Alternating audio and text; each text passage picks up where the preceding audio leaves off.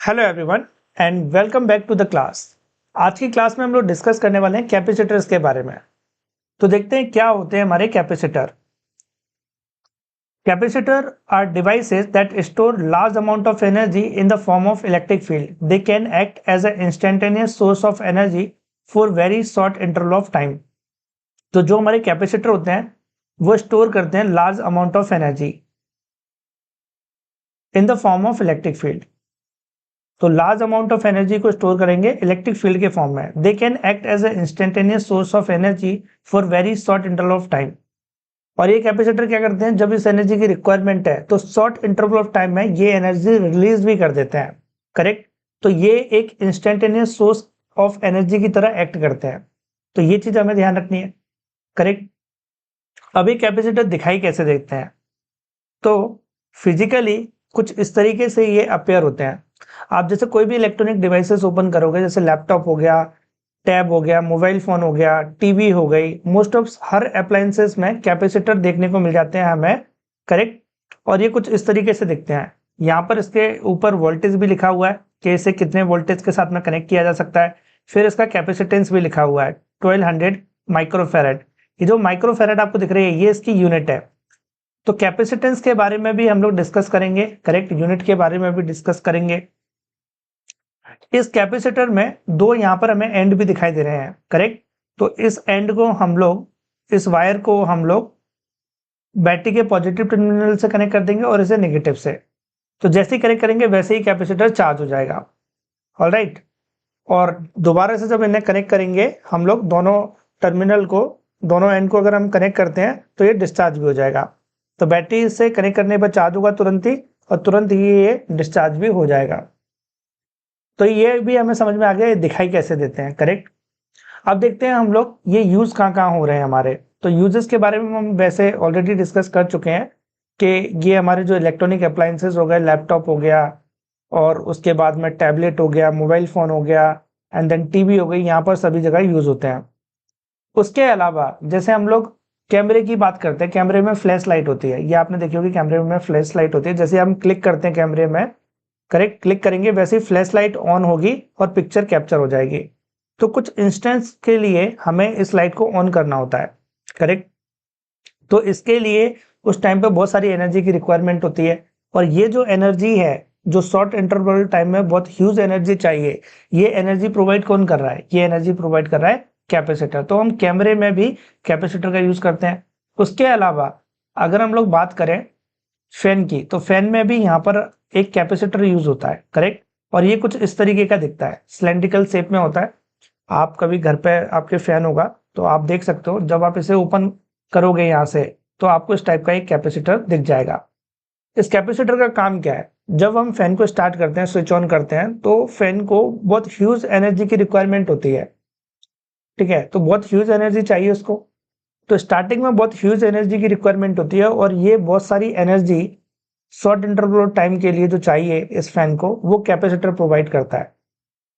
Correct. और एक बार start हो जाता है ये फैन, उसके बाद उसे ज्यादा एनर्जी की रिक्वायरमेंट नहीं होती, बट स्टार्टिंग में बहुत चाहिए होती है, इसलिए इसमें भी हमें कैपेसिटर लगाना होता है।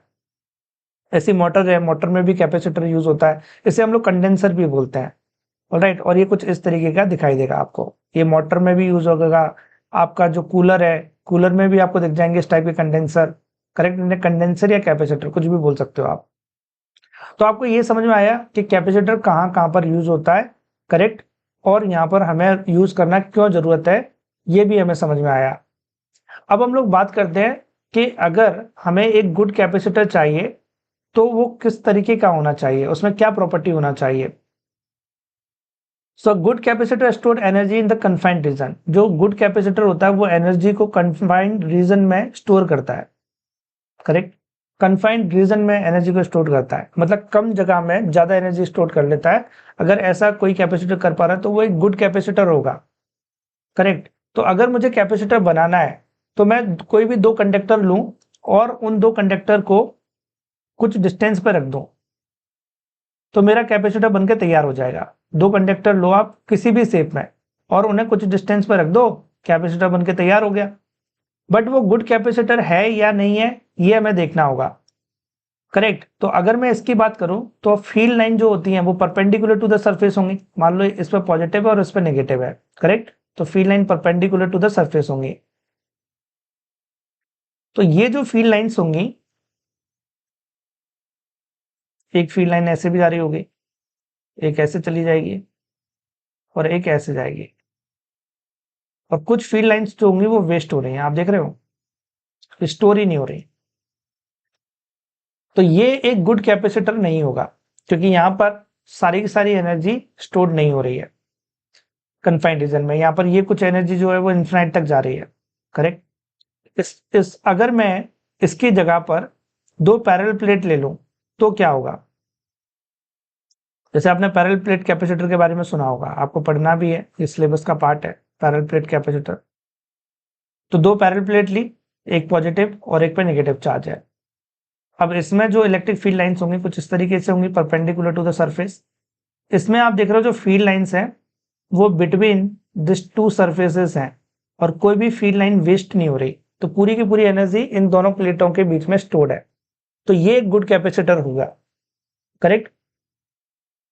तो हमें एक अच्छे कैपेसिटर में जो एनर्जी है वो एक कन्फाइंड रीजन में स्टोर करनी होती है, तभी हम उसे गुड कैपेसिटर बोलेंगे। अगर मैं एक कंडक्टर ले लूं, एक सिंपल एक प्लेट भी ले लूं, तो वो भी एक कैपेसिटर होगा। जैसे मैं एक कंडक्टर ले लूं, ये भी एक कैपेसिटर है, करेक्ट, बट ये गुड कैपेसिटर नहीं होगा। मान लो इस पर जो चार्ज है वो है प्लस क्यू। तो ये हो गई इसकी फील्ड लाइंस, और ये फील्ड लाइंस जा रही है इनफाइनाइट तक, करेक्ट। ये फील्ड लाइंस कहां तक जाएंगे? इनफाइनाइट तक जाएंगे। ऐसे यहां पर भी जाएंगे, ये इनफाइनाइट तक जाएंगे ये, करेक्ट। ऐसे यहां पर भी होगा, तो इनफाइनाइट तक जा रही है ये। तो यहां पर क्या हो रहा है, एनर्जी जो है वो इनफाइनाइट रीजन में फैली हुई है, एक कन्फाइंड रीजन में नहीं है। तो एक कैपेसिटर तो है, बट एक अच्छा कैपेसिटर नहीं है। अच्छा कैपेसिटर होने के लिए जो एनर्जी होनी चाहिए वो कन्फाइंड रीजन में होनी चाहिए। इसलिए जो इंजीनियर है उन्होंने दिमाग लगाया, उन्होंने पैरेलल प्लेट कैपेसिटर बनाया, फिर उन्होंने सिलेंड्रिकल कैपेसिटर भी बनाया। इसके बारे में भी हम लोग पढ़ेंगे, सिलेंड्रिकल कैपेसिटर। इसमें दो सिलेंडर होंगे हमारे,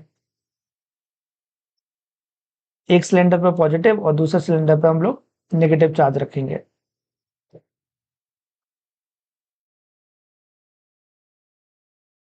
करेक्ट। तो ये सिलेंड्रिकल कैपेसिटर होगा। फिर उसके बाद स्फेरिकल कैपेसिटर भी हम लोग पढ़ेंगे, डेरिवेशन भी करेंगे इनकी, कुछ न्यूमेरिकल भी करेंगे। तो इन सभी के बारे में हम लोग डिस्कस करेंगे। तो एक गुड कैपेसिटर के लिए जो एनर्जी स्टोर होनी चाहिए वो एक कन्फाइंड रीजन में होनी चाहिए, करेक्ट। और हम लोग कैपेसिटर को एक बकेट के साथ में भी कंपैरिजन कर सकते हैं। जैसे बकेट आपने देखा होगा, जो वाटर बकेट होती है उसका क्या काम होता है? एक बकेट का काम क्या होता है? एक बकेट का काम होता है वाटर को स्टोर करना, करेक्ट। तो बकेट क्या करती है? वाटर को स्टोर करती है। और जब हमें इस वाटर की जरूरत है, कहीं ऐसी जगह पर चाहिए जब हमें बहुत सारा वाटर चाहिए, करेक्ट, तो इस वाटर का हम लोग यूज कर सकते हैं। तो बकेट वाटर को स्टोर कर रही है, ऐसी कैपेसिटर एनर्जी को स्टोर कर रहा है इन the form of electric field. तो बकेट को एक कैपेसिटर के साथ में कंपेयर किया जा सकता है, ये भी आप ध्यान में रखो। तो इसे नोट करो, फिर आगे बढ़ेंगे हम लोग। नेक्स्ट हम लोग डिस्कस करने वाले हैं कैपेसिटेंस के बारे में। सो क्या होता है हमारा capacitance? Capacitance is the measurement of capacitor ability to store electrical charge. तो कैपेसिटेंस मेजर करता है कैपेसिटर की एबिलिटी को कि वो कितना इलेक्ट्रिकल चार्ज को स्टोर कर सकता है। It is defined as the ratio of the electrical charge stored on the each conductor to the potential difference between them। तो अगर कोई कैपेसिटर है, उनकी प्लेट पर जो चार्ज है वो ले लिया जाए, करेक्ट। हमें किसी भी एक प्लेट का चार्ज लेना है और उनके बीच का जो पोटेंशियल डिफरेंस है बिटवीन द प्लेट्स, उससे उसको डिवाइड कर देना है। तो इन दोनों का रेशियो जो होगा वो उसके कैपेसिटेंस के बराबर होगा, करेक्ट। लेकिन आपको ये नहीं सोचना है कि जो कैपेसिटेंस है वो directly proportional to the charge है। ऐसा आपको नहीं सोचना है कि capacitance is directly proportional to charge हो गया, कि अगर मैं चार्ज बढ़ाऊंगा तो कैपेसिटेंस बढ़ जाएगा। ऐसा नहीं है, ये रॉन्ग है अगर आप ऐसा सोचते हैं तो। क्योंकि अगर आप चार्ज बढ़ा रहे हो बिटवीन द प्लेट, करेक्ट, जो प्लेट्स है उन पर चार्ज अगर आप बढ़ा रहे हो तो जो पोटेंशियल होगा बिटवीन द प्लेट्स वो भी बढ़ेगा। चार्ज बढ़ाने पर जो पोटेंशियल डिफरेंस है वो बढ़ेगा, और अगर पोटेंशियल डिफरेंस बढ़ रहा है, चार्ज बढ़ रहा है दोनों रेशियो में, तो डेफिनेटली जो कैपेसिटेंस हमारा रहता है वो कांस्टेंट रहता है। मतलब कि चार्ज का कोई लेना देना नहीं है कैपेसिटेंस से। तो कैपेसिटेंस डिपेंड किस चीज पे कर रहा है, कैसे हम कैपेसिटेंस को कम ज्यादा कर सकते हैं। तो अगर हम पैरेलल प्लेट कैपेसिटर की बात करें, पैरेलल प्लेट कैपेसिटर में दो प्लेट्स होती हैं जो कि पैरेलली होती हैं, तो जो कैपेसिटेंस होगा वो उसके फिजिकल डायमेंशन पर डिपेंड करेगा। कैपेसिटर कैप जो कैपेसिटेंस होता है वो कैपेसिटर के फिजिकल डायमेंशन पर डिपेंड करता है। मतलब बिटवीन द प्लेट कितना सेपरेशन है, एरिया ऑफ द प्लेट कितना है, करेक्ट, जो प्लेट्स हमारी होंगी उनका सरफेस एरिया कितना है और उनके बीच का डिस्टेंस कितना है, इस चीज पर डिपेंड करेगा। कैपेसिटेंस इस चीज पर भी डिपेंड करता है कि उनके बीच का मीडियम कितना है, मतलब क्या मीडियम है। तो डिफरेंट डिफरेंट मीडियम के लिए जो कैपेसिटेंस है वो भी डिफरेंट डिफरेंट होगा। तो कैपेसिटेंस किस चीज पर डिपेंड करता है, वो फिजिकल डायमेंशन पर डिपेंड करेगा कैपेसिटर के, एंड जो उनके बीच में मीडियम है बिटवीन द प्लेट्स उस पर भी वो डिपेंड करेगा। बाकी वो चार्ज पर डिपेंड नहीं करता, क्योंकि चार्ज बढ़ने पर पोटेंशियल भी बढ़ेगा, तो कैपेसिटेंस जो रहेगा वो हमारा कांस्टेंट ही रहेगा। करेक्ट, तो ये चीज आपको दिमाग में अपने रखनी है। हमने कैपेसिटर को एक बकेट के साथ में भी कंपैरिजन किया था, अगर आपको याद हो हमने एक बकेट के साथ में किया था। तो बकेट क्या करती है, बकेट वाटर को स्टोर करती है। करेक्ट, बकेट का काम क्या है, वाटर को स्टोर करना। ऐसी कैपेसिटर का काम क्या है, कैपेसिटर का काम है हमारा एनर्जी को स्टोर करना। करेक्ट, तो ये इलेक्ट्रिक फील्ड के फॉर्म में एनर्जी को स्टोर करता है और ये वाटर को स्टोर करती है बकेट। अब बकेट खाली हो चाहे भरी हो रहेगी तो वो बकेट ही। ऐसी कैपेसिटर चार्ज हो या अनचार्ज हो रहे वो रहेगा तो कैपेसिटर ही। जो बकेट का साइज जितना ज्यादा बड़ा होगा डेफिनेटली वो उतना ज्यादा वाटर को स्टोर कर पाएगी। ऐसी कैपेसिटर का चार्ज जितना ज्यादा बड़ा हो, कैपेसिटर के डायमेंशन जितने ज्यादा बड़े होंगे, करेक्ट, जितना बड़ा कैपेसिटर होगा उतना ज्यादा एनर्जी को भी स्टोर कर पाएगा और उतना ज्यादा उसका कैपेसिटेंस होगा।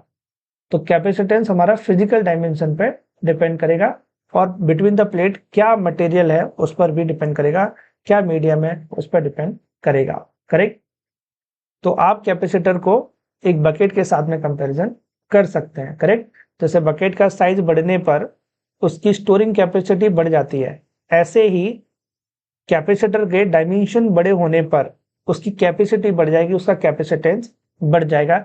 लेकिन चार्ज बढ़ाने पर कैपेसिटेंस नहीं बढ़ता, वो कांस्टेंट ही रहता है क्योंकि पोटेंशियल भी बढ़ेगा इसलिए। उसके बाद में और भी कुछ इंपॉर्टेंट चीजें जो हमें याद रखनी है, जैसे यूनिट क्या होती है कैपेसिटेंस की। तो हम कैपेसिटेंस की यूनिट यूज करते हैं फैरेड, बट जो फैरेड यूनिट है वो काफी लार्ज यूनिट है, काफी बड़ी यूनिट है। तो हम लोग यूज करते हैं माइक्रोफैरेड, कुछ सफिक्स यूज लगा लेते हैं। करेक्ट, तो माइक्रोफैरेड हो गया।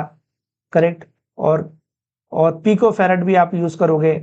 तो मोस्टली हम लोग माइक्रोफैरेड, पिकोफैरेड एंड नैनोफैरेड इन यूनिट्स का हम लोग यूज करते हैं क्योंकि ये यूनिट काफी छोटी हैं और इन्हीं यूनिट का हम लोग यूज करेंगे। जो फैरेड है वो एक्चुअल में बहुत बड़ी यूनिट है। इतना कैपेसिटेंस अगर डेवलप करना है, करेक्ट, तो उसके लिए हमें एक बहुत लार्ज कैपेसिटर बनाना पड़ेगा। बाकी हम लोग कौन सा यूज करेंगे, microfarad and picofarad and nanofarad, mostly ये यूनिट्स आपकी यूज होने वाली है। तो ये सारी चीजें आपको नोट कर लेनी है और आपको अपने दिमाग में रखना है। नेक्स्ट हम लोग डिस्कस करेंगे capacitance of an isolated spherical capacitor. तो एक हमें स्फेरिकल कंडक्टर लेना है और उसका कैपेसिटेंस फाइंड आउट करना है।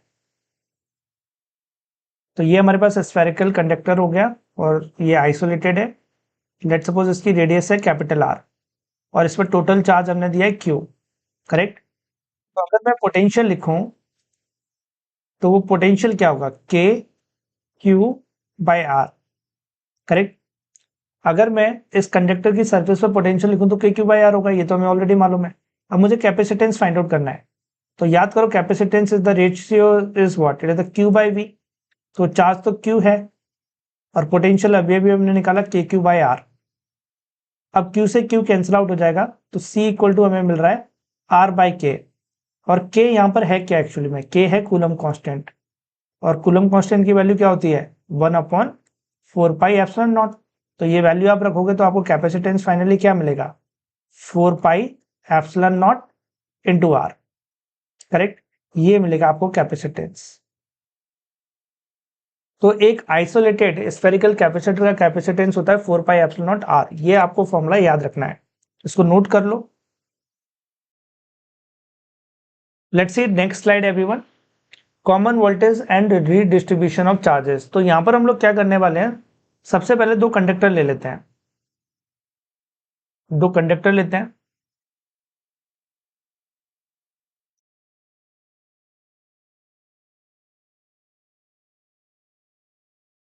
और ये जो फर्स्ट कंडक्टर है, लेट्स सपोज उसकी रेडियस है r1, और जो सेकंड कंडक्टर है उसकी रेडियस है r2, करेक्ट। जो फर्स्ट कंडक्टर है, लेट्स सपोज उस पर इनिशियल चार्ज है q1 और इस पर है q2, ऑलराइट। तो अब मैं क्या करूंगा, मैं इसे एक वायर से कनेक्ट करूंगा दोनों को। अगर मैं एक वायर से इन दोनों को कनेक्ट करता हूं तो चार्ज का रीडिस्ट्रीब्यूशन होगा। मान लेते हैं जो फर्स्ट हमारा कंडक्टर है उसका पोटेंशियल ज्यादा है और सेकंड कंडक्टर का पोटेंशियल कम है, तो क्या होगा, जो चार्ज फ्लो होगा वो हायर टू लोअर पोटेंशियल होगा, करेक्ट। तो चार्ज हायर टू लोअर जाएगा, ये हमें पता है। जैसे कि जो हीट होती है वो higher temperature to lower temperature जाती है, ये हमने 11th क्लास में डिस्कस किया था। ऐसे जो चार्ज होगा वो higher potential to lower potential जाएगा, ठीक है।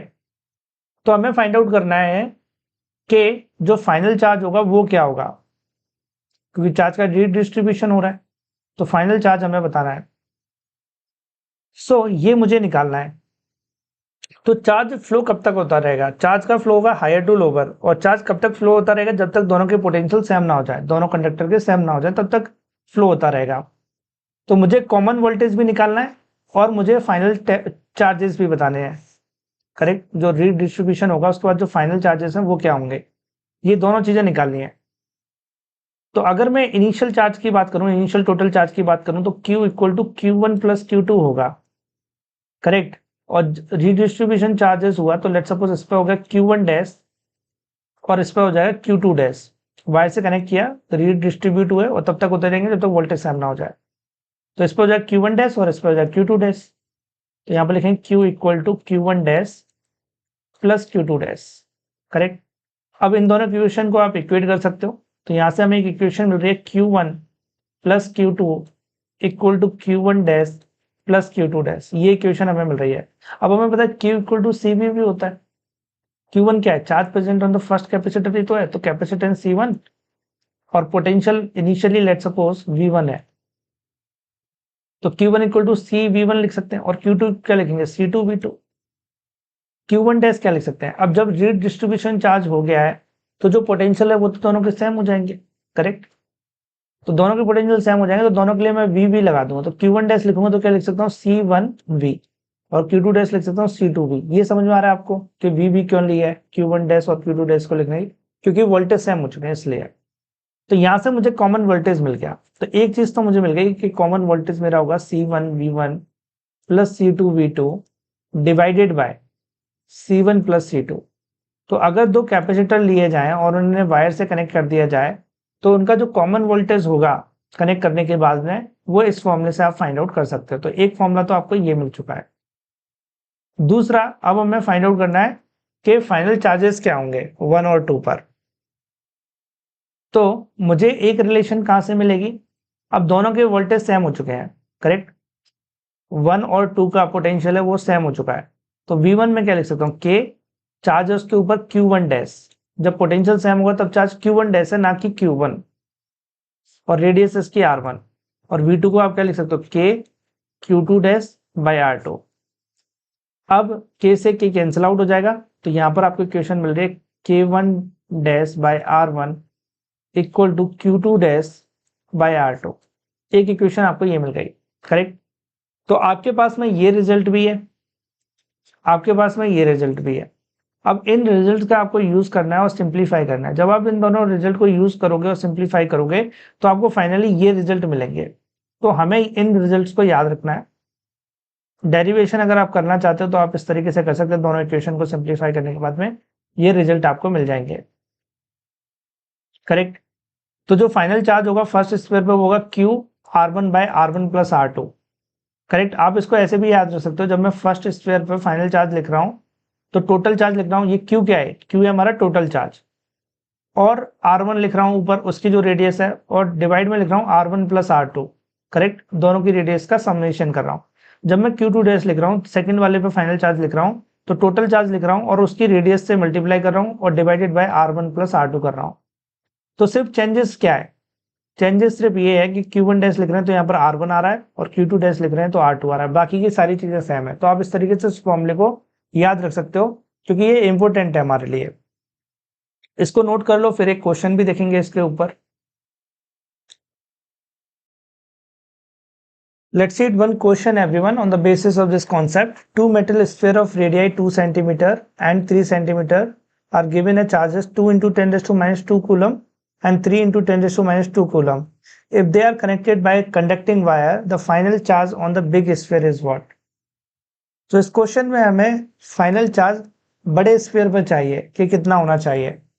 तो कैसे इस क्वेश्चन को हम लोग सॉल्व कर सकते हैं? बड़े स्फीयर, इसकी रेडियस है R1 और बड़े वाले स्फीयर की रेडियस है R2, करेक्ट। फाइनल चार्ज हमें चाहिए बड़े वाले स्फीयर पर, मतलब Q2 डैश लिखा जा सकता है टोटल चार्ज, फिर उसकी radius R2 divided by R1 plus R2। ये फॉर्मूला हम ऑलरेडी डिस्कस कर चुके हैं, अगर आपको याद हो तो, करेक्ट। तो इस फॉर्मूले का हमें यूज करना है। अब टोटल चार्ज कितना होगा, वो होगा Q1 प्लस Q2। तो ये हमारा Q1 और ये हमारा Q2, ऑलराइट, दोनों को ऐड करो। तो 2 into 10 raise to minus 2 plus 3 into 10 raise to minus 2, कितना होगा ये हो जाएगा हमारा 5 into 10 raise to minus 2 coulomb. ये हमारा टोटल चार्ज होगा। सो Q2 डैश कितना होगा, यहाँ पर Q2 डैश हो जाएगा Q की value 5 into 10 raise to minus 2, R2 कितना होगा, R2 है 3 centimetre, divided by 3 divided by R1 plus R2 जो कि है 5 सेंटीमीटर। अब इसको इससे कैंसिल आउट कर दो, तो Q2 डैश इक्वल टू कितना मिल रहा है आपको, 3 into 10 raise to minus 2 coulomb. ये इसका फाइनल आंसर होगा, करेक्ट। और अगर हम ऑप्शन चेक करें तो कौन सा करेक्ट आ रहा है, 3 into 10 raise to minus 2 coulomb, means option number A हमारा करेक्ट होगा यहाँ पर। So A is the correct answer. So I hope आपको ये क्लियर हुआ होगा कैसे हमें सॉल्व करना है। करेक्ट फॉर्मूला हम ऑलरेडी डिस्कस कर चुके हैं, यहाँ पर इसी फॉर्मूले का हमने यूज किया है, Q2 dash equal to Q R2 by R1 plus R2। तो इसे नोट कर लो, फिर आगे बढ़ते हैं हम लोग।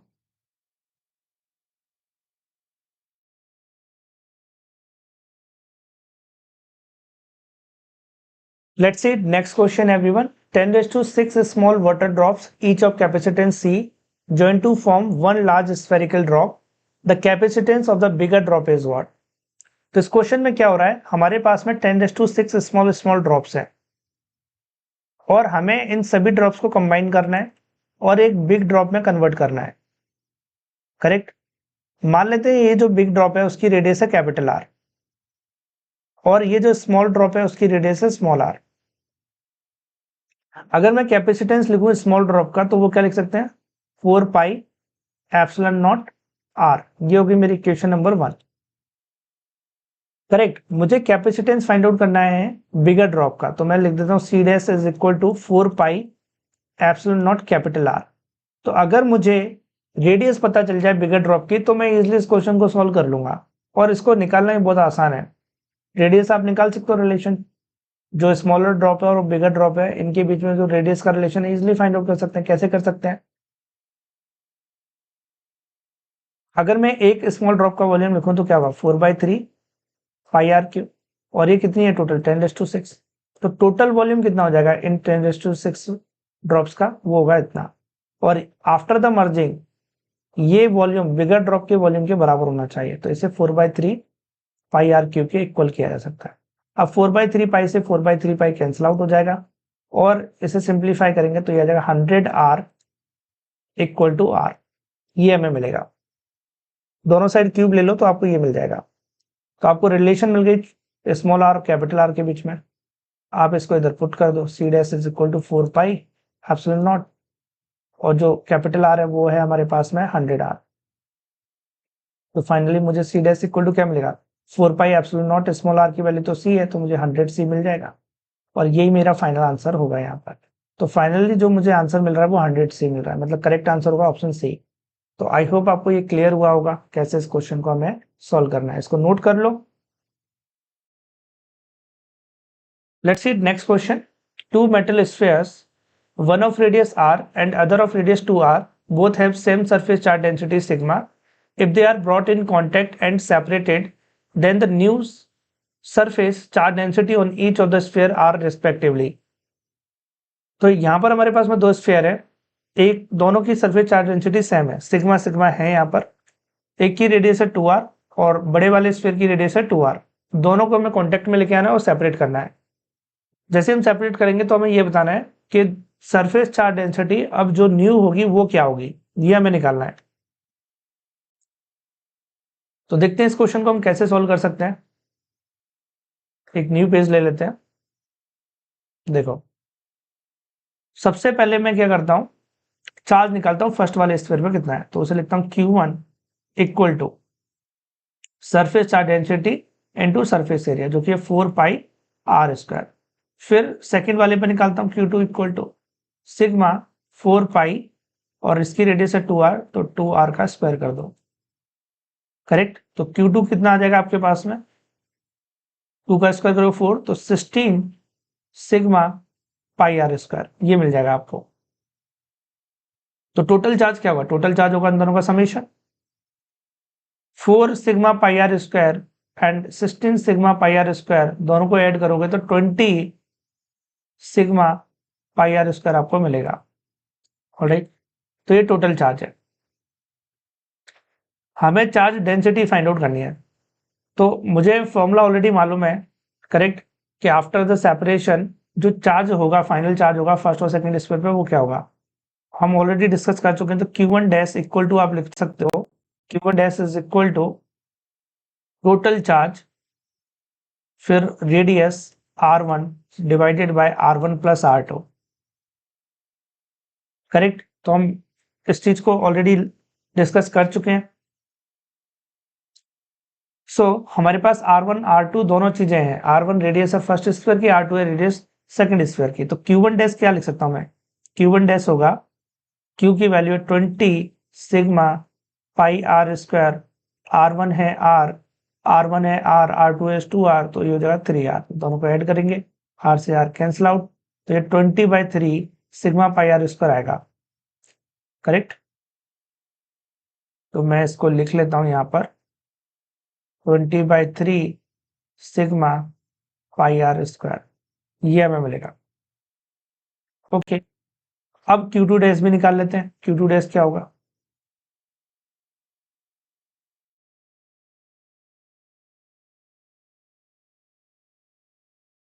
देखो Q2 डैश निकालते हैं।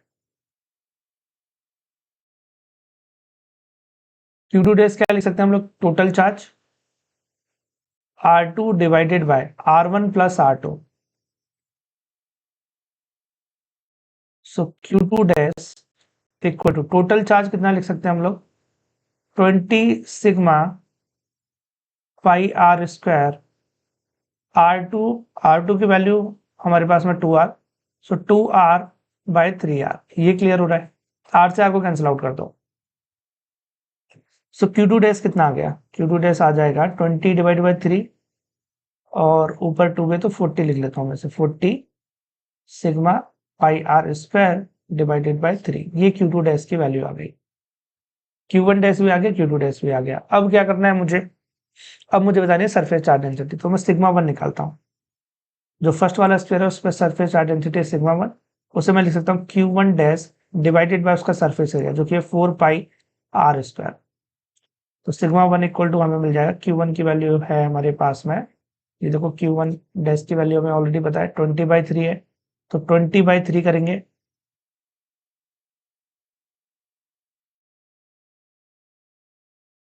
और नीचे 4 पाई r स्क्वायर भी है हमारे पास में, तो ये मल्टीप्लाई है। अब उसके बाद में पाई से पाई r स्क्वायर से r स्क्वायर कैंसिल आउट, ये 4 है तो ये 5 आ जाएगा। तो फाइनली हमारे पास में कितना आ रहा है, सिग्मा 1 आ रहा है हमारे पास में 5/3 सिग्मा।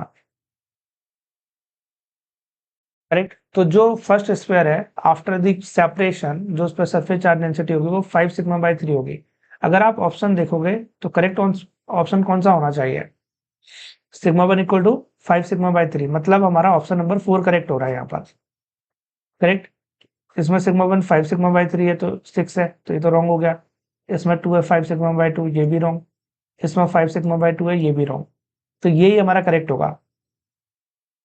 लेकिन फिर भी हम सिग्मा 2 निकाल के देख लेते हैं कैसे निकालना है, ताकि आपको आइडिया लग जाए कि सिग्मा 2 को कैसे कैलकुलेट करना है हमको।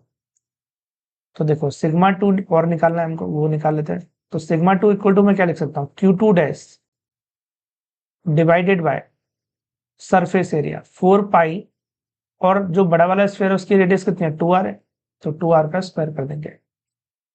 तो सिग्मा 2 इक्वल टू हो जाएगा Q2 dash divided by 16 pi r square, ये मिलेगा आपको।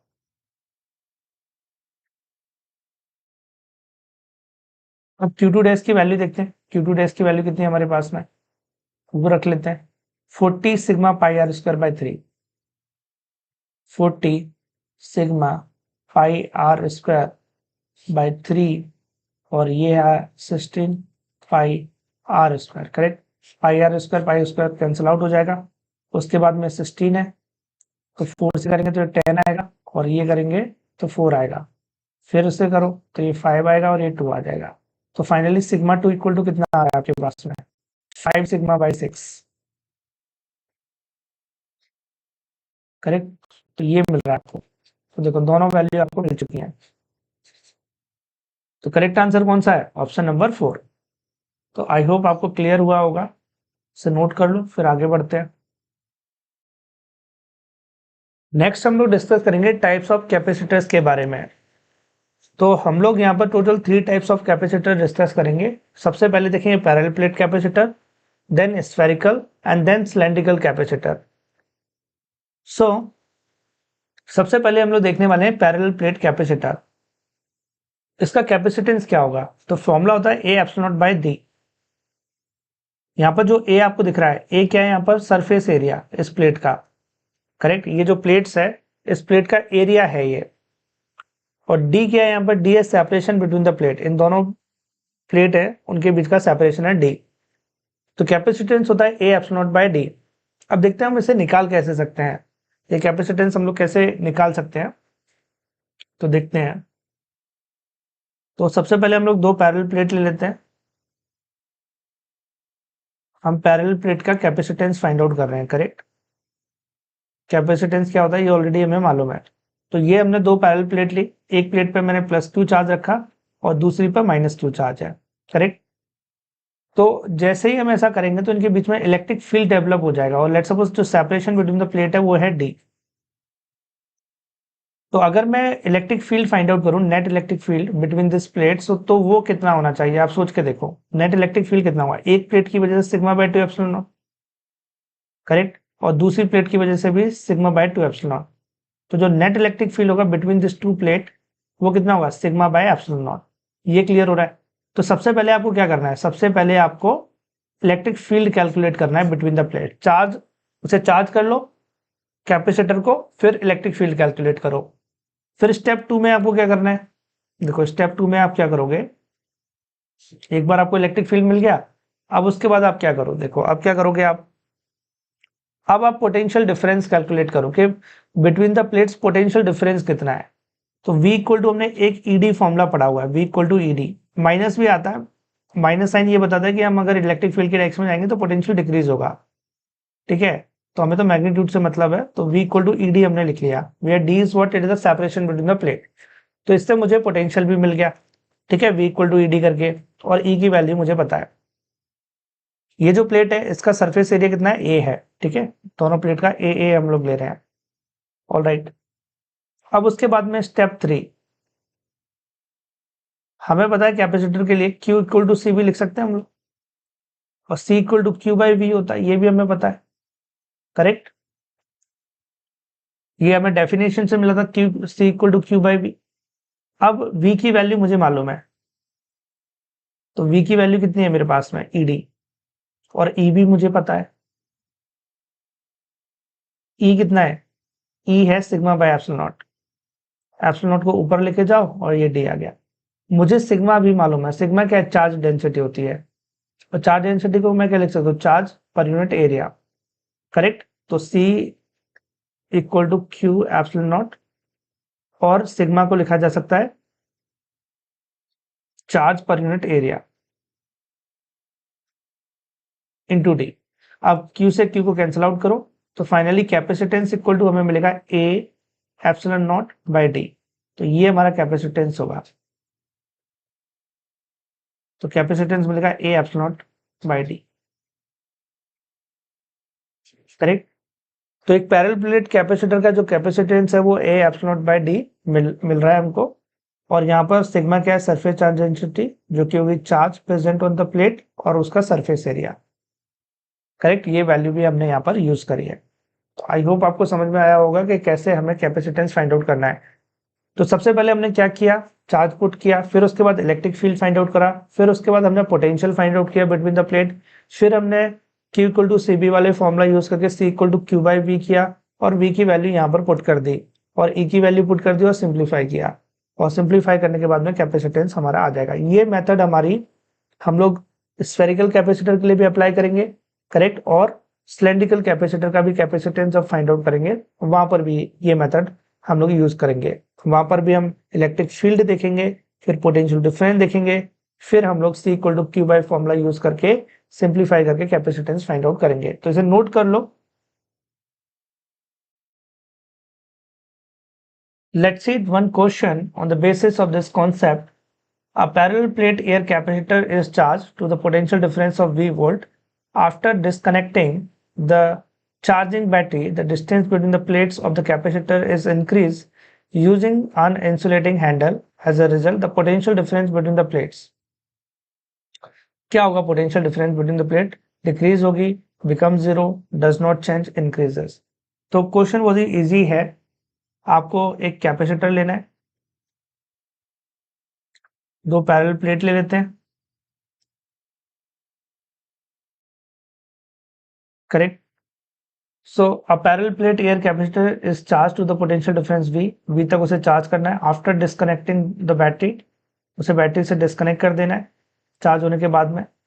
The distance between the plate of the capacitor increase, आपको दोनों के बीच की डिस्टेंस को इंक्रीज करना है, इंसुलेटिंग हैंडल का यूज करना है जब आप डिस्टेंस इसको बढ़ा रहे हो। तो पोटेंशियल डिफरेंस के साथ में क्या होगा, बढ़ेगा, कम होगा, करेक्ट, ये हमें बताना है। तो हमें पता है जो potential difference between the plate होता है V इक्वल टू ED हम लिख सकते हैं, करेक्ट। अब जो इलेक्ट्रिक फील्ड है बिटवीन द प्लेट वो तो कांस्टेंट है, इलेक्ट्रिक फील्ड तो कांस्टेंट होता है ना, सिग्मा बाय एप्सिलॉन नॉट होगा, और सिग्मा भी कांस्टेंट है, एप्सिलॉन नॉट भी कांस्टेंट है। तो सेपरेशन बढ़ाने से E पर कोई फर्क नहीं पड़ रहा, हम बोल सकते हैं V is directly proportional to D है, मतलब D अगर आप बढ़ाओगे तो पोटेंशियल डिफरेंस बढ़ेगा। तो सिंपल सा आंसर है ऑप्शन नंबर 4, इंक्रीज होगा। तो आई होप आपको ये क्लियर हुआ होगा इस क्वेश्चन को हमें कैसे सॉल्व करना है। नेक्स्ट क्वेश्चन देखते हैं। अ parallel plate capacitor has capacity of 10 microfarad with a plate separation of 8 centimeter. If the separation is reduced to 2 centimeter, the capacity will increase. तो कितनी कैपेसिटी इंक्रीज हो जाएगी ये हमें फाइंड आउट करना है। तो देखते हैं कैसे इस क्वेश्चन को हम लोग सॉल्व कर सकते हैं। तो हमारे पास पैरेलल प्लेट कैपेसिटर है, हमें पता है पैरेलल प्लेट कैपेसिटर का फॉर्मूला होता है C equal to epsilon naught A by D, correct. अब अगर आप सेपरेशन, यहाँ पर सिर्फ हमें सेपरेशन को चेंज करना है, तो एप्सिलॉन नॉट A तो कांस्टेंट ही रहेगा, करेक्ट। एप्सिलॉन नॉट A तो बदलेगा नहीं, अगर आप प्लेट के बीच का सेपरेशन को कम या ज्यादा करो तो एप्सिलॉन नॉट और A पर कोई इफेक्ट नहीं पड़ेगा। तो हम बोल सकते हैं जो कैपेसिटेंस है वो इनवर्सली प्रोपोर्शनल टू सेपरेशन है बिटवीन द प्लेट्स, करेक्ट। तो हम लिख सकते हैं यहाँ पर C1 by C2 equal to D2 by D1, correct. C1 कितना है, इनिशियली जो कैपेसिटेंस है वो 10 माइक्रोफैराड, सो 10 लिख दो यहाँ पर। और C2 कितना है, C2 हमें नहीं पता। D2 सेपरेशन बाद में हमने कितना किया, 2 सेंटीमीटर, और इनिशियली कितना था 8 सेंटीमीटर, तो D1 हो गया 8। अब आप इसे सॉल्व कर लो, तो ये 2 ये 8 तो ये 4 हो जाएगा। तो C2 इक्वल टू कितना आएगा 40 माइक्रोफैराड, यूनिट तो माइक्रोफैराड ही रहेगी। C2 इक्वल टू आ रहा है 40 माइक्रोफैराड। तो करेक्ट आंसर कौन सा होना चाहिए इसमें, ऑप्शन नंबर डी 40 माइक्रोफैराड। सो बहुत ही सिंपल सा क्वेश्चन था, करेक्ट। थोड़ा सा हमें लॉजिक यूज करना था और सिंपली हम लोग इस क्वेश्चन को सॉल्व कर सकते हैं। नोट डाउन करो, फिर आगे बढ़ते हैं। नेक्स्ट हम लोग डिस्कस करने वाले हैं force between the plates of parallel plate capacitor. दो पैरेलल प्लेट के बीच में, कैपेसिटर में जो प्लेट्स होते हैं उनके बीच में फोर्स कितना लगेगा ये हमें बताना है। तो कैसे निकालेंगे? हम लोग यहाँ पर इमेजिन करेंगे कि एक प्लेट दूसरी प्लेट के इलेक्ट्रिक फील्ड में रखी हुई है। जैसे ये प्लेट है, इस पर प्लस क्यू चार्ज, करेक्ट, और इसकी वजह से इलेक्ट्रिक फील्ड है कुछ।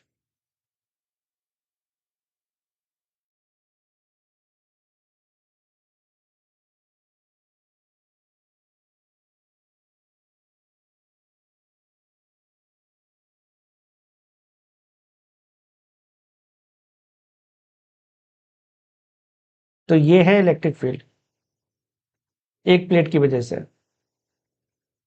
और इस इलेक्ट्रिक फील्ड में एक दूसरी प्लेट रखी हुई है ऐसा मान के हम लोग चल रहे हैं।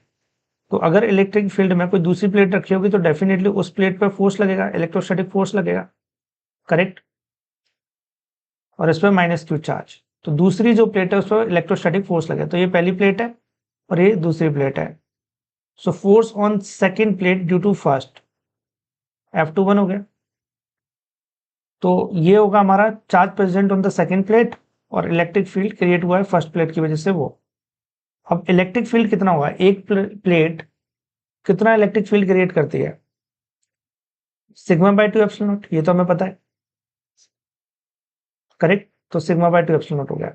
ये इलेक्ट्रिक फील्ड एक प्लेट ने क्रिएट किया है।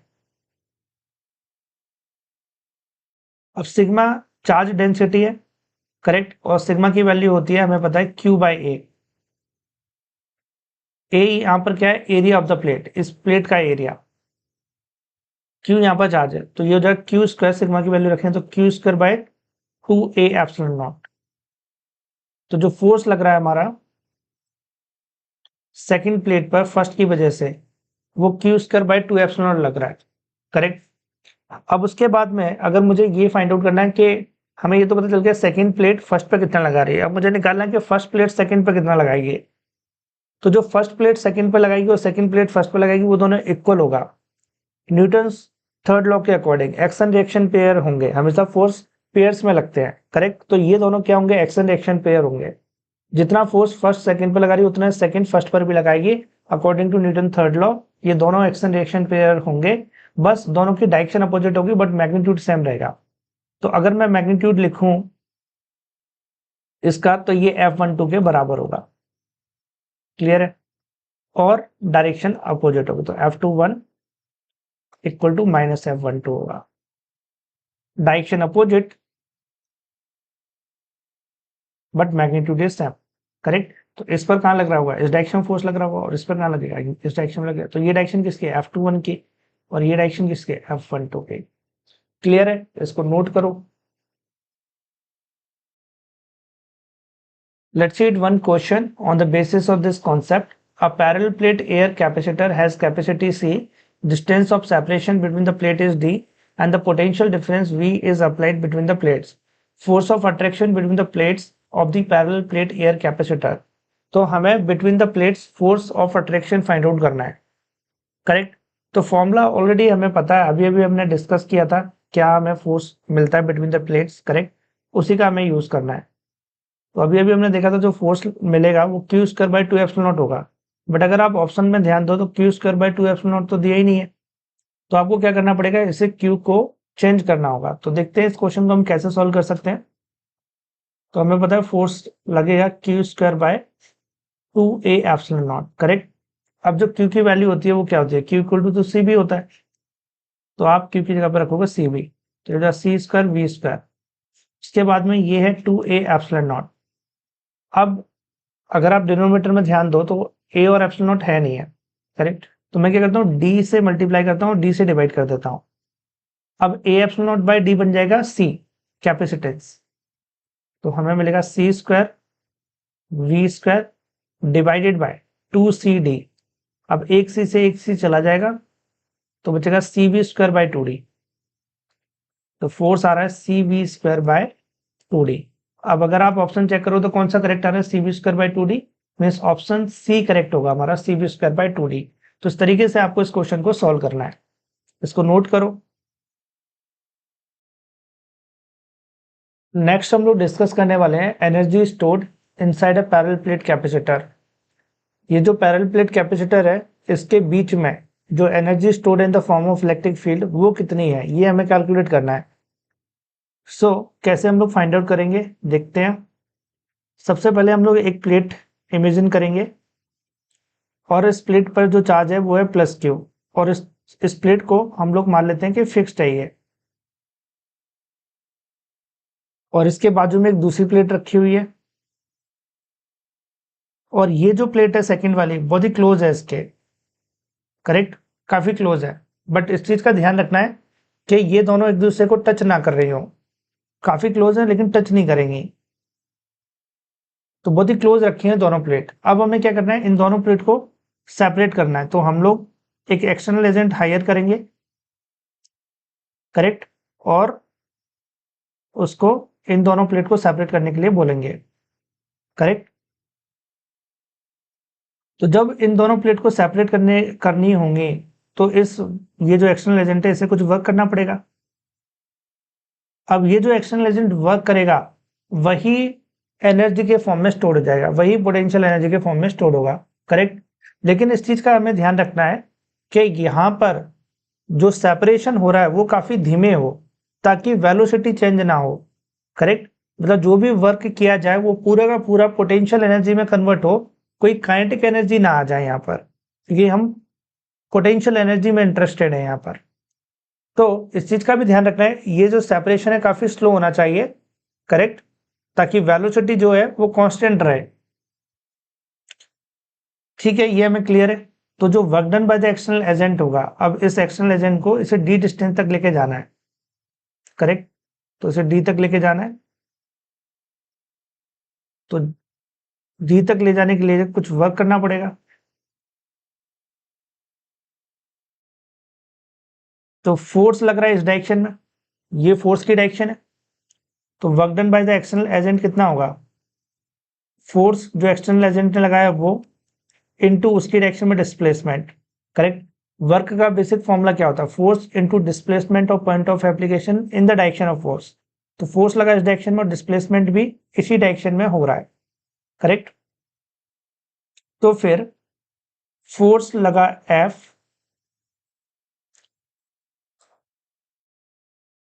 और डिस्प्लेसमेंट है D। अब ये जो एक्सटर्नल एजेंट फोर्स लगा रहा होगा, करेक्ट, एक्सटर्नल एजेंट जो फोर्स लगा रहा होगा वो उतना ही होगा जितना बिटवीन द प्लेट फोर्स लग रहा होगा, क्योंकि यहाँ पर नेट फोर्स जो लगना चाहिए वो जीरो होना चाहिए। अगर नेट फोर्स जीरो होगा तो एक्सेलरेशन जीरो होगा और चेंज इन वेलोसिटी जीरो होगी, और इससे होगा क्या, जो भी ये वर्क कर रहा होगा वो सारा का सारा पोटेंशियल एनर्जी में कन्वर्ट होगा। तो एक्सटर्नल एजेंट ने जो फोर्स लगाया है वो फोर्स उतना ही है जितना बिटवीन द प्लेट्स लग रहा है, ये क्लियर है आपको। और ये जो फोर्स है वो कांस्टेंट भी होगा, करेक्ट, क्योंकि इलेक्ट्रिक फील्ड यहाँ पर कांस्टेंट है, फोर्स इक्वल टू क्या होगा, क्यू ई, और ई तो कांस्टेंट है, तो मतलब फोर्स कांस्टेंट है यहाँ पर, ये भी आपको क्लियर हो रहा होगा, करेक्ट। तो अब हम लोग क्या करेंगे, फोर्स की वैल्यू रख लेते हैं। फोर्स हमें ऑलरेडी मालूम है, बिटवीन द प्लेट कितना लगता है, Q square by 2a epsilon naught into D, D पहले से है। यहां तक क्लियर है सभी को, चलो अगर ये भी क्लियर है तो फिर आगे बढ़ते हैं। अब Q की वैल्यू क्या होगी, सी बी, तो ये हो जाएगा C square V square D two A epsilon naught. अब इस डी को आप नीचे लेके जाओ डिनोमिनेटर में, तो ये ए एप्सिलॉन नॉट बाई डी हो जाएगा, जिसे हम सी बोल सकते हैं। तो ये होगा हमारा C square V square by A epsilon naught by D बन जाएगा सी, तो ये 2c। अब सी से सी को कैंसिल आउट कर दो, तो जो work done by the external agent है वही पोटेंशियल एनर्जी के फॉर्म में स्टोर हुआ है, वही एनर्जी के फॉर्म में स्टोर हुआ है। तो हम लिख सकते हैं work done by the external agent equal to energy stored in the capacitor which is half C V square, ये मिल रहा है फाइनली। आप चाहो तो इसे चार्ज के फॉर्म में भी लिख सकते हो, करेक्ट, अदर फॉर्म में भी लिख सकते हो, क्योंकि हमें पता है Q equal to C V होता है। तो अगर आप इसे चार्ज के फॉर्म में कन्वर्ट करना चाहो तो वो भी कर सकते हो, करेक्ट। आप ऊपर नीचे सी से मल्टीप्लाई कर दो, तो ऊपर बन जाएगा क्यू स्क्वायर बाय और नीचे हो जाएगा 2c, तो क्यू स्क्वायर बाय 2c भी आप लिख सकते हो अगर आप लिखना चाहते हो चार्ज के फॉर्म में, तो डिफरेंट फॉर्म में हम energy store between the plates लिख सकते हैं। तो आई होप आपको ये सारी चीज़ें क्लियर हुई होंगी। यहाँ पर जो फोर्स एक्सटर्नल एजेंट को लगाना है वो कांस्टेंट लगाना है। कांस्टेंट क्यों लगाना है? क्योंकि नेट फोर्स जीरो होना चाहिए ताकि एक्सेलरेशन जीरो हो, ताकि वेलोसिटी चेंज ना हो जाए, करेक्ट, ताकि कोई भी काइनेटिक एनर्जी यहाँ पर ना आए। जो भी वो वर्क कर रहा है वो सारा का सारा पोटेंशियल एनर्जी में ही स्टोर्ड हो। ऑलराइट, तो आई होप आपको ये सारी चीज़ें क्लियर हुई होंगी और आपको ये फॉर्मूला भी याद रखना है, हाफ सी वी स्क्वायर। चलो इसको नोट करो। Let's see one question on the basis of this concept. So here we have question. A capacitor is given a charge Q. The distance between the plate of the capacitor is D. One of the plate is fixed and other plate is moved very slowly till the distance between them become 2D. Find the work done by the external agent. तो एक plate तो fix है capacitor की और दूसरी plate को move कराना है, करेक्ट। और चार्ज हमने कितना दिया कैपेसिटर की प्लेट पर? Q। तो इनिशियली डी डिस्टेंस पर रखी हुई है दोनों प्लेट। अब डी से हमें 2D तक इसको लेके जाना है, तो कितना वर्क करना पड़ेगा एक्सटर्नल एजेंट को, ये हमारा क्वेश्चन है। कितना वर्क एक्सटर्नल एजेंट को करना पड़ेगा, ये हमें निकालना है। तो अगर एक्सटर्नल एजेंट को मूव कराना है तो कितना वर्क करना पड़ेगा। अब एक्सटर्नल एजेंट फोर्स लगा रहा है इस डायरेक्शन में, करेक्ट, और डी से 2D तक हमें करना है distance, separation in the plate 2D करना है। तो work done by the external agent होगा जो उसने फोर्स लगाया है वो, और उसकी डायरेक्शन में जो डिस्प्लेसमेंट उसे करना है, और डिस्प्लेसमेंट कितना करना है 2D माइनस डी, करेक्ट। मतलब डी जितना उसे डिस्प्लेसमेंट करना है। ये जो एक्सटर्नल फोर्स वो लगा रहा है वो फोर्स बिटवीन द प्लेट जो लगेगा, अट्रैक्शन फोर्स लगेगा उसके बराबर ही होगा यहाँ पर, करेक्ट। तो उसके बराबर ही होगा। और वो फोर्स कितना होता है Q square by 2A epsilon naught, ये तो हमें बताइए। फोर्स बिटवीन द प्लेट कितना होता है Q square by 2 epsilon naught, और 2D माइनस डी करेंगे तो डी आ जाएगा। तो finally Q square D by 2A epsilon naught आ रहा है। तो ऑप्शन ए करेक्ट हो जाएगा हमारा। अगर वो डी से 2D तक सेपरेशन करना चाहता है तो उसे इतना वर्क करना पड़ेगा। तो इसे नोट कर लो।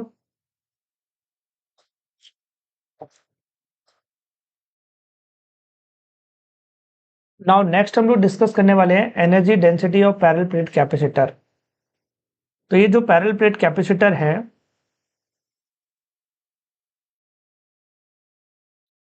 इन दो प्लेट के बीच में एनर्जी स्टोर्ड है इन the form of electric field, ये तो हमें पता ही है, करेक्ट। तो एनर्जी कितनी है ये हमें पता है, हाफ सी वी स्क्वायर होती है, ये हम ऑलरेडी डिस्कस कर चुके हैं। बट अब हमें डेंसिटी निकालनी है कि डेंसिटी क्या होगी। ऑलराइट, एनर्जी डेंसिटी क्या होगी। तो let suppose area of the plate हो गया A and separation between the plates हो गया डी, करेक्ट।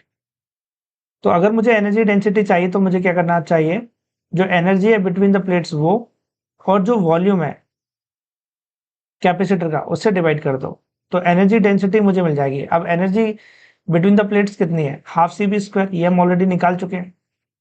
इसको आप डिवाइड कर दो वॉल्यूम से, और वॉल्यूम क्या होगा एरिया इंटू डी, करेक्ट। तो आपको वॉल्यूम मिल जाएगा कैपेसिटर का, ए इंटू डी करोगे तो। ये क्लियर हो रहा है। तो फाइनली हमें ये मिल गया यू, एनर्जी डेंसिटी को हम यू से रिप्रेजेंट कर रहे हैं, करेक्ट। अब आप एक काम कर सकते हो, आप सी की वैल्यू रख लो, और सी की वैल्यू क्या होगी epsilon naught A by D. और हमें एक चीज और पता है v equal to E D होता है, करेक्ट, हमें ये भी मालूम है।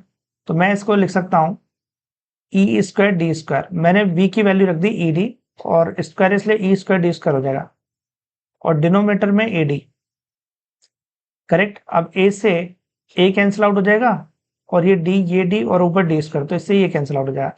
तो फाइनली जो एनर्जी डेंसिटी मुझे मिल रही है वो कितनी मिली, वो मिल रहा है मुझे half epsilon not E square. और ये आपको याद रखनी है, ये आपको याद होना चाहिए, energy density of electric field half epsilon not E square. इसे नोट कर लो, फिर आगे बढ़ते हैं। अब एक क्वेश्चन देखते हैं इसी कॉन्सेप्ट पे बेस्ड जो अभी अभी हमने डिस्कस किया था, एनर्जी डेंसिटी। करेक्ट। तो एनर्जी डेंसिटी का फॉर्मूला हमें मिल गया था half epsilon not E square. आपको बताना है कि इनमें से करेक्ट आंसर क्या होगा, और क्वेश्चन में क्या पूछा गया है, in a parallel plate capacitor the distance between the plate is D and potential difference across the plate is V, energy stored per unit volume between the plates. तो आपको एनर्जी डेंसिटी निकालनी है, but इस बार form कुछ अलग दिया हुआ है। करेक्ट। तो आपको इसको सॉल्व करना है और बताना है करेक्ट आंसर क्या है, और करेक्ट आंसर को आपको डालना है कमेंट बॉक्स में। तो इसे नोट कर लो। So let's see next topic everyone, spherical capacitance. तो यहां पर हमें कैपेसिटेंस फाइंड आउट करना है एक स्फेरिकल कैपेसिटर का।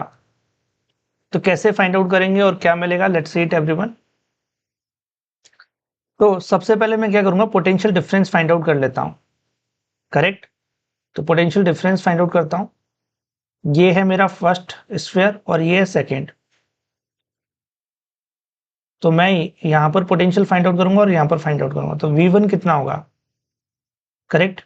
और यहां पर पोटेंशियल है V2। तो V1 इक्वल टू मैं क्या लिख सकता हूं, जो फर्स्ट स्फीयर है उसकी वजह से पोटेंशियल इस पॉइंट पर कितना होगा, K, चार्ज है Q और रेडियस है A, KQ बाय A। अब ये जो फर्स्ट पॉइंट है वो सेकेंड स्फीयर के अंदर आया हुआ है। करेक्ट। तो पोटेंशियल लिखेंगे, क्योंकि नेगेटिव चार्ज है तो नेगेटिव होगा पोटेंशियल। तो माइनस KQ बाय B। तो ये है पोटेंशियल इस वन पॉइंट पर जो कि सरफेस पर है फर्स्ट स्फीयर की। अब V2 फाइंड आउट करते हैं। करेक्ट। तो ये जो सेकंड पॉइंट है ये सेकंड स्फीयर की सरफेस पर आया हुआ है और सेकंड स्फीयर है उस पर चार्ज है -Q। करेक्ट। तो इस +Q चार्ज की वजह से पोटेंशियल अगर मैं सेकंड पॉइंट पे लिखूं तो क्या लिख सकता हूं, KQ बाय B। और सेकंड स्फीयर पर जो -Q चार्ज है उसकी वजह से पोटेंशियल सेकंड पॉइंट पे मैं क्या लिख सकता हूं, -KQ बाय B। करेक्ट। अब पोटेंशियल डिफरेंस निकालते हैं, डेल V। तो वो होगा V1 माइनस V2। अगर आप इन दोनों को सब्ट्रैक्ट करोगे तो आप देखो KQ बाई B इसमें भी है और KQ बाई B इसमें भी है, ये दोनों कैंसिल आउट हो जाएंगे। करेक्ट। दोनों कैंसिल आउट होंगे तो आपको मिलेगा KQ by A minus KQ by B, ये मिलेगा आपको। तो ये है आपका del V, potential difference. Correct. अब उसके बाद हमें क्या करना है, हमें फाइंड आउट करना है कैपेसिटेंस। कैसे मिलेगा कैपेसिटेंस, हमें पता है कि C इक्वल टू कैपेसिटेंस को हम Q बाई डेल B लिख सकते हैं। Correct, according to the definition of capacitance. अब हमारे पास में डेल B तो ऑलरेडी है, एक काम करते हैं KQ को कॉमन ले लेते हैं। तो अंदर बचेगा 1 by A minus 1 by B। Q से Q को कैंसिल आउट कर दो और K की वैल्यू 1/4 पाई एप्सिलॉन नॉट होती है क्योंकि कूलम कांस्टेंट है।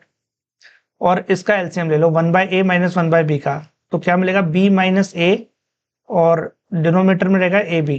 तो मेरे को फाइनली मिल रहा है K की वैल्यू रखें तो 4 पाई एप्सिलॉन नॉट, AB को भी ऊपर लेके जाओ और नीचे बच रहा है हमारे पास में B माइनस A। तो फाइनली ये आ गया हमारे पास में कैपेसिटेंस। तो कैपेसिटेंस भी आ गया और हमारे पास में पोटेंशियल डिफरेंस भी आ गया। स्फेरिकल कैपेसिटर में दो प्लेट के बीच का पोटेंशियल डिफरेंस क्या होता है, तो दोनों चीजें हमने फाइंड आउट कर ली। इसे नोट करो फिर आगे बढ़ते हैं। Now let's see it one question on the basis of spherical capacitor. तो यहां पर हमें क्या करना है, calculate the capacitance of A spherical capacitor consisting of to concentric spheres of radius 0.2 meter and 0.6 meter. The material in the space between the two sphere is vacuum. तो हमारे पास में यहाँ पर दो स्फीयर है। करेक्ट, ये फर्स्ट है और ये सेकंड है। इन दोनों स्फीयर के बीच में ये जो दो कॉन्सेंट्रिक स्फीयर्स है इन दोनों के बीच में क्या है, वैक्यूम है। हमें कैपेसिटेंस फाइंड आउट करना है। करेक्ट। तो ए यहाँ पर कितना गिवन है हमें, 0.2 मीटर एंड बी कितना गिवन है, 0.6 मीटर। बहुत ही सिंपल सा क्वेश्चन है, जस्ट फॉर्मूला बेस्ड। कैपेसिटेंस का फॉर्मूला क्या होता है स्फेरिकल कैपेसिटर के लिए, 4 pi epsilon naught A B B minus A. Correct, ये हमारा फॉर्मूला है। तो सारी वैल्यूज रख लो और सिंप्लीफाई कर लो। 4 पाई एप्सिलॉन नॉट की वैल्यू क्या होती है 8.85 इंटू 10⁻⁻12। ए कितना है 0.2 और बी कितना है 0.6 divided by B minus A 0.6 minus 0.2। इसे सिंप्लीफाई करोगे देन आपको फाइनली आंसर मिल जाएगा। तो इसको सॉल्व करने के बाद में आपको फाइनल आंसर मिल जाएगा। करेक्ट। तो बस इस तरीके से आपको इस क्वेश्चन को करना था। बहुत इजी क्वेश्चन है, नोट करो फिर आगे बढ़ते हैं। नेक्स्ट हम लोग डिस्कस करने वाले हैं सिलेंड्रिकल कैपेसिटर के बारे में। हम लोग सिलेंड्रिकल कैपेसिटर का कैपेसिटेंस फाइंड आउट करेंगे। तो देखते हैं कैसे हम फाइंड आउट कर सकते हैं सिलेंड्रिकल कैपेसिटर का कैपेसिटेंस। एक न्यू स्लाइड ले लेते हैं। ओके, सो ये है इसकी सेंट्रल एक्सिस।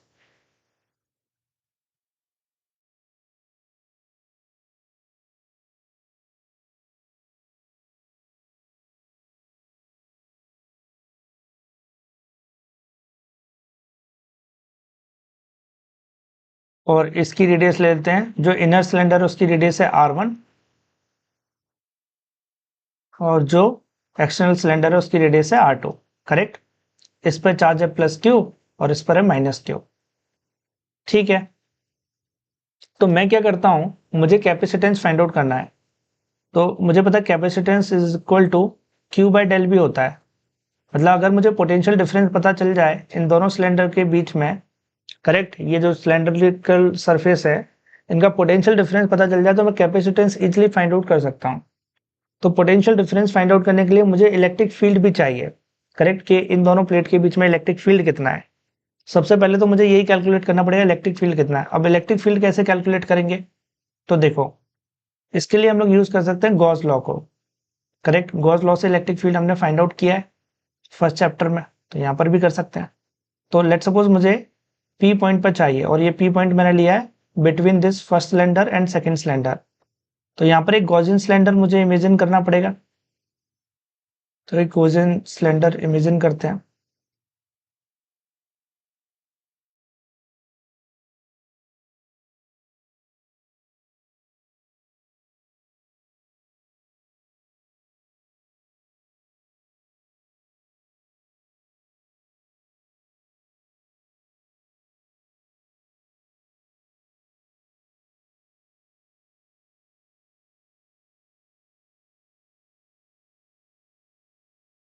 तो ये हो गया हमारा गॉसियन सिलेंडर। करेक्ट।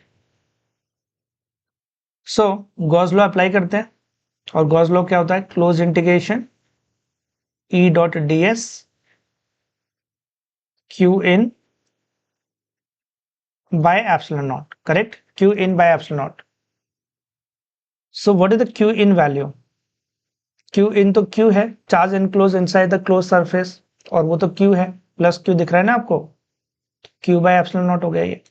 अब उसके बाद में डॉट को हटाओ, डॉट को हटाओ कॉस थीटा आएगा। थीटा एंगल होता है between the electric field and DS vector.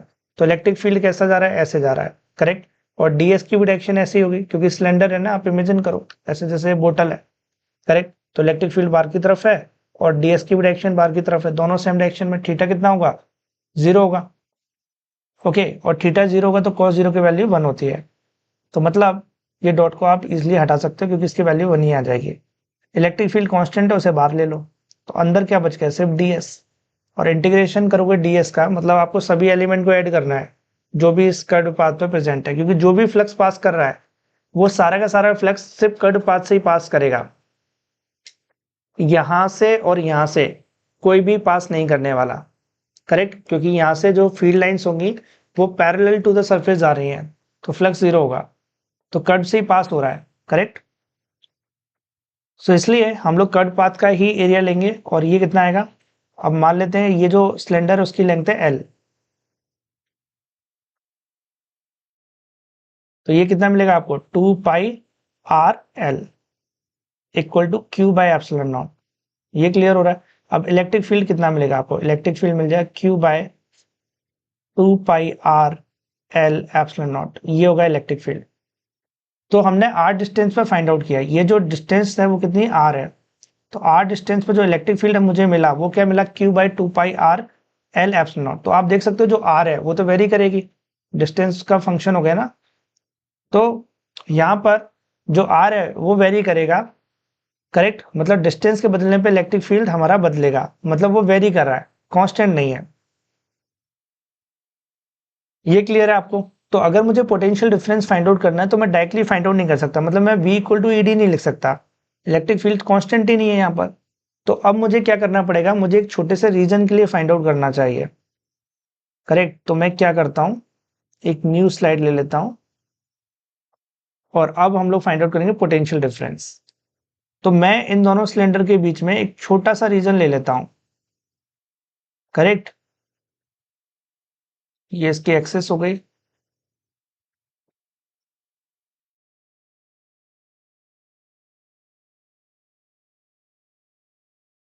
Okay, तो ये जो डिस्टेंस है वो कितनी है, वो है हमारी R, और ये जो छोटी सी स्ट्रिप हमने ली है उसकी थिकनेस है dr। तो मैं क्या करूंगा, मैं इस छोटी सी स्ट्रिप में, इस छोटे से रीजन में जो पोटेंशियल चेंज हुआ है वो फाइंड आउट करूंगा। तो मैं लिख सकता हूँ dv इक्वल टू ER/dr, और हम लोग इस छोटे से रीजन में इलेक्ट्रिक फील्ड को कांस्टेंट लेकर चलेंगे, क्योंकि छोटा सा रीजन है तो इलेक्ट्रिक फील्ड को कांस्टेंट मान लेंगे। ठीक है, ये काम हम लोग करने वाले हैं। तो ये तो छोटे से रीजन की वजह से हो गया। अब मुझे फाइंड आउट करना है potential difference inner cylinder and outer cylinder की सरफेस के बीच में कितना पोटेंशियल डिफरेंस है। तो इसके लिए मुझे इंटीग्रेट करना पड़ेगा, तो मैं इंटीग्रेट करता हूं। और लिमिट ऑफ इंटीग्रेशन क्या होगी, R1 से R2। अब ER की वैल्यू क्या होगी,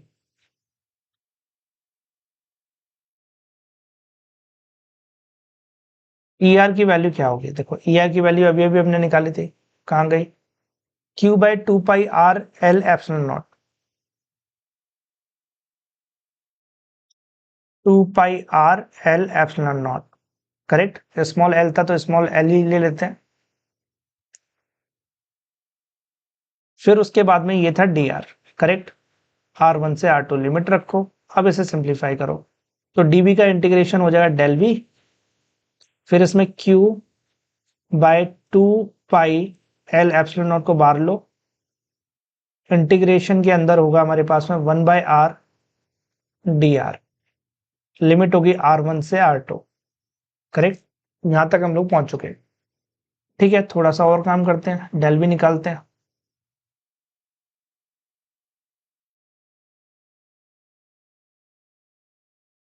डेल भी फाइंड आउट करते हैं।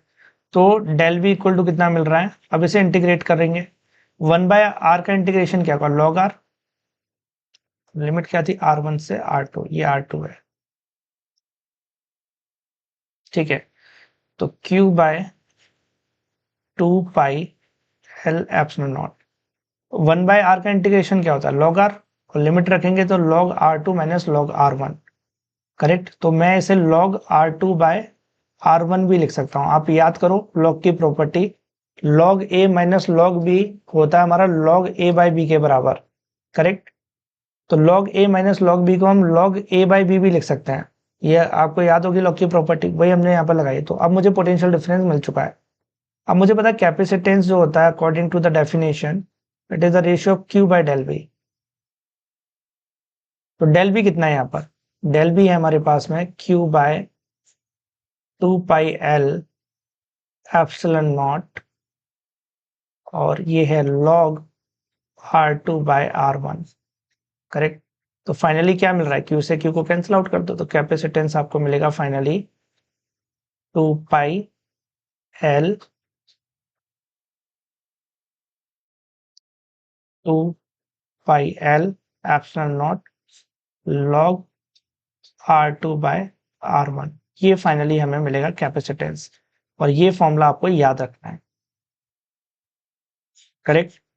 तो हमने पोटेंशियल डिफरेंस भी निकाल दिया कि पोटेंशियल डिफरेंस कितना होगा बिटवीन दी ये जो सरफेस है इस सिलेंड्रिकल कैपेसिटर की, इन दोनों सरफेस के बीच में पोटेंशियल डिफरेंस कितना होगा ये भी हमने निकाल लिया, और हमने कैपेसिटेंस भी निकाल लिया, दोनों चीजें निकाली, इसको नोट कर लो।